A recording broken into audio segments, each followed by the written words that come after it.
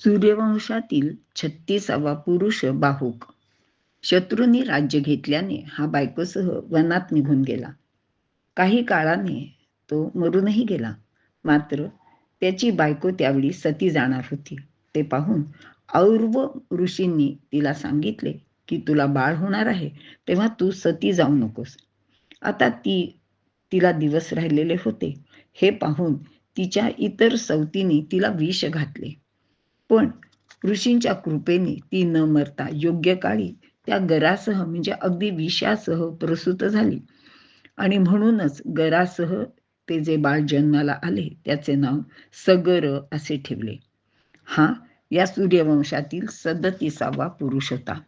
हा महापराक्रमी चक्रवर्ती राजा झाला. याच्या मुलांनी सागर निर्माण केला असे सांगितले जाते. और्व ऋषींच्या वचनावरून याने ताल, जंघ, यवन, शक, हैहय, बर्बर यांचा नाश केला. या सगराने और्व ऋषींच्या मार्गदर्शनानेच अश्वमेध यज्ञाने श्रीहरीचे यजन केले. त्यांच्या यज्ञातील अश्व म्हणजे घोडा इंद्राने पळवून नेला आणि त्यांनी तो काय केला, तो सरळ कपिल मुनींच्या आश्रमात नेऊन सोडला. आता ह्या घोड्याच्या पाठीमागे जाणारे हे जे सगर पुत्र होते त्यांना तो कुठेच दिसेना. त्यांनी खूप शोध घेतला आणि शेवटी तो घोडा कपिल मुनींच्या आश्रमात त्यांना दिसला. आश्रमात गेले तेव्हा त्यांनी ध्यानस्थ कपिल मुनींना पाहिले आणि तिथेच तर त्यांचा तो घोडाही उभा होता. तेव्हा त्या सगर पुत्रांना असे वाटले की काय बघा, हा माणूस आहे, ह्याने घोडा तर चोरला आणि वर स्वतः अगदी ध्यानस्थ साधूसारखा बसून राहिला आहे. अहो काही नाही, ह्याला चांगलं पिटून काढा, ह्याला मारा, म्हणजे कळेल ह्याला काय ते. आणि असे म्हणून त्यांनी कपिल मुनींना अगदी गदागदा हलवले. अर्थातच मुनींची समाधी मोडली आणि त्यांनी डोळे उघडून पाहिले. त्याबरोबर त्या 60,000 सगर पुत्रांचे जळून भस्म झाले. मात्र शुकदेव राजाला म्हणजे राजा परीक्षितीला सांगतात की कपिलांच्या क्रोधाने सगर पुत्र भस्मसात झाले.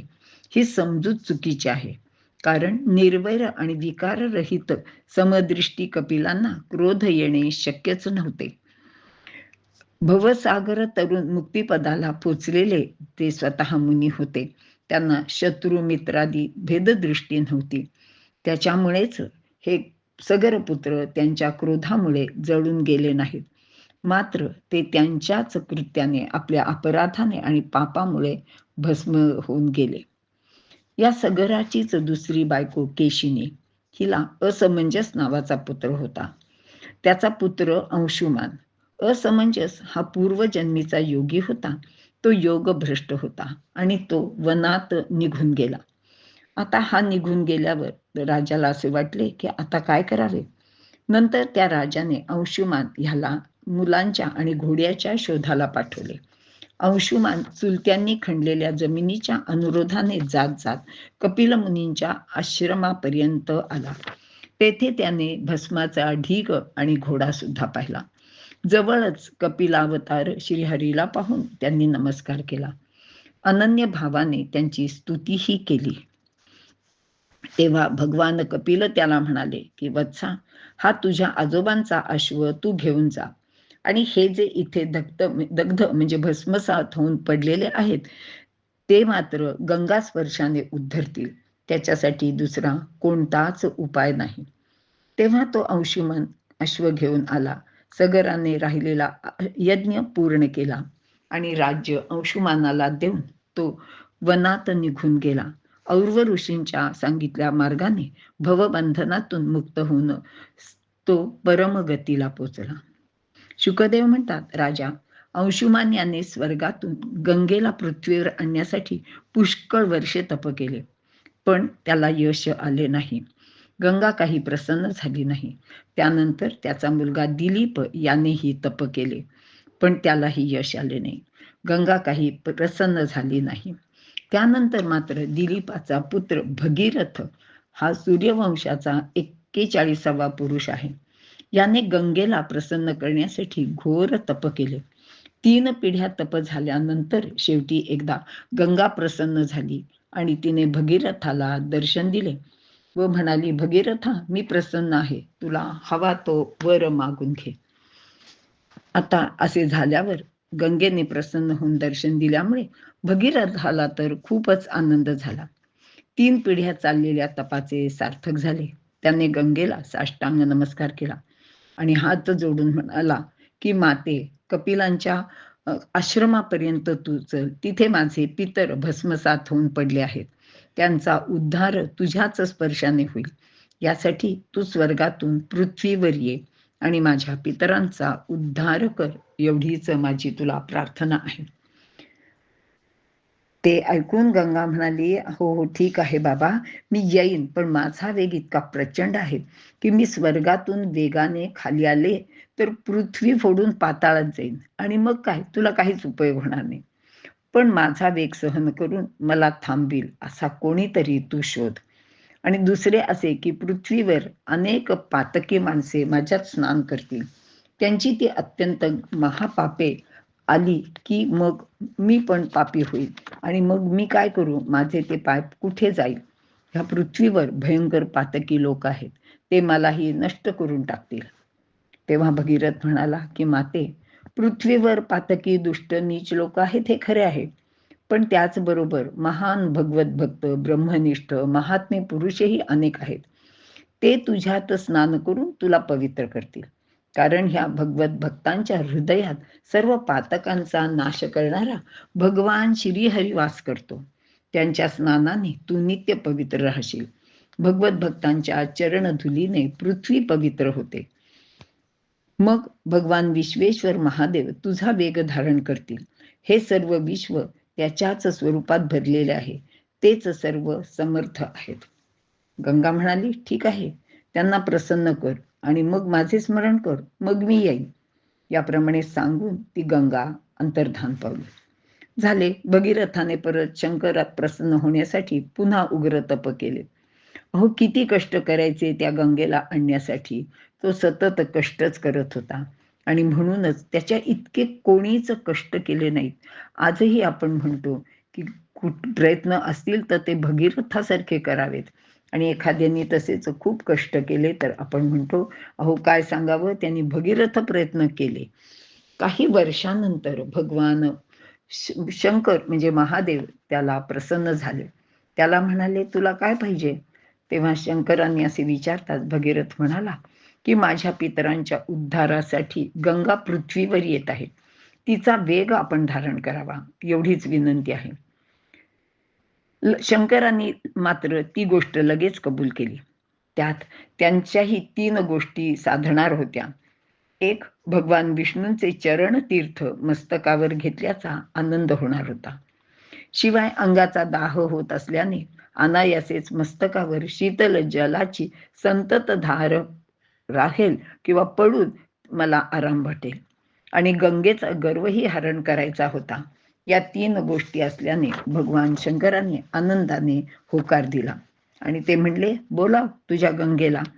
गंगा स्वर्गातून कशी येते हे पाहण्यासाठी अगदी पार्वती आणि नंदीही आकाशाकडे टक लावून बघत उभे राहिले. शंकर कमरेवर हात ठेवून उभे राहिले आणि म्हणाले, बोलव त्या गंगेला. मग भगीरथाने हात जोडून प्रार्थना केली. अत्यंत प्रचंड वेगाने घोघ धो करीत गंगा स्वर्गातून आली. ती शंकरांच्या मस्तकावर आदळली. गंगेला आपल्या वेगाचा फार गर्व होता. तिला वाटले आपण अगदी या शंकरांना उलटे पालटे करू आणि निघून जाऊ. परंतु झाले भलतेच. ती शंकरांच्या डोक्यावर पडताच तेथे त्यांच्या जटेत अगदी गरगर फिरू लागली. तिला त्यातून बाहेरच पडता येईना. आता काय करायचे. 1 वर्ष झाले तरी काही ती बाहेर येईना. तेव्हा गंगेचा सर्व गर्व नाहीसा झाला. ती भगवान शंकरांना शरण आली आणि म्हणाली की तुम्ही मला या तुमच्या जटेतून बाहेर पडण्याचा मार्ग द्या. मग गंगा बाहेर पडली. तेव्हा भगीरथाने त्या त्रैलोक्य पावनी गंगेस आपल्या रथातून मागे येण्याची विनंती केली. अत्यंत वेगाने आणि वायुवेगाने रथ हाकला, कारण गंगेचा वेगही तेवढाच प्रचंड होता. गंगा रथामागून चालली होती. मात्र असे झाले की वाटेत जन्हू राजा तप करत होता आणि त्याची झोपडी त्या गंगेच्या प्रवाहात वाहून गेली. जन्नू राजाला राग आला आणि त्यांनी एका आचमनातच त्या सर्व गंगेला पिऊन टाकली. भगीरथाचा रथ पुढे गेला आणि त्यांनी सहज मागे वळून पाहिले तर गंगेचा कुठे पत्ताच नव्हता. काय झाले म्हणून तो परत मागे फिरला. तेव्हा शोधत आला. वाटेत जन्नू राजा त्याला दिसला. त्याने चौकशी करताच त्यांनी विचारले की गंगा येत होती, कुठे गेली? जन्नू असला तेव्हा त्यांनी पोटावर बोट दाखवून सांगितलं, अरे ती इथं आहे. मग भगीरथाने विचारले, म्हणजे काय झाले? मग त्यांनी सांगितलं की अरे मी तिला पिऊनच टाकली. आता भगीरथाने परत एकदा हात जोडून कळवळून प्रार्थना केली की महाराज, 3 पिढ्या तपश्चर्या करून आम्ही कसेबसे हिला आमच्या पितरांच्या उद्धारासाठी पृथ्वीवर आणले आहे, तर आमच्यावर कृपा करा आणि तिला सोडा. जन्नू म्हणाला, मग तिला दिसत नव्हते का? माझी झोपडी तिने वाहून नेली. भगीरथाने पुन्हा हात जोडले आणि म्हणाला, मी आपली क्षमा मागतो, पण माझ्यावर दया करा आणि तिचा मार्ग मोकळा करा. मग जन्नूने तिला वाट दिली आणि तिला आपली मुलगी सुद्धा मानली. म्हणून ती जन्नूची मुलगी म्हणजेच जान्हवी असे तिला नाव पडले. भगीरथाने आणली म्हणून ती भागीरथी. स्वर्गातून आल्यामुळे ती स्वरगंगा अशी तिला अनेक नावे पडलेली आहेत. गंगा बाहेर पडल्यावर ती भगीरथांच्या रथामागून वेगाने धावू लागली. भगीरथ तिला म्हणाला, आता मात्र माझ्या मागोमाग नीट या. 2 वेळा तुम्ही असेच मला झकवलेत. ज्यावेळी आपले पितर ज्या ठिकाणी त्याचे पितर भस्मसात होऊन पडले होते, त्या जागेवरून त्या भस्मावरून गंगा नेली. त्याबरोबर त्रिभुवन पावनी गंगेच्या स्पर्शाने सर्व सगर पुत्रांचा उद्धार होऊन ते स्वर्गलोकात गेले. जिच्या केवळ स्पर्शाने ब्रह्मदंडाने मेलेले भस्म झालेले सगर पुत्रही तत्काल उद्धरून स्वर्गात गेले, तर श्रद्धेने स्नान करणारे नक्कीच उद्धार पावतील यात शंका घेण्याचे कारणच नाही. ती त्रैलोक्य पावनी गंगा आपणा सर्वांना पवित्र करू. आपल्या भारत देशाचे फार मोठे भाग्य आहे की अशी पावन गंगा आपल्या देशात वाहते आणि त्यासाठी प्रयत्न करणारा भगीरथ राजा हा सुद्धा किती श्रेष्ठ होता, हे आपण सर्वांनी स्मरण ठेवावे.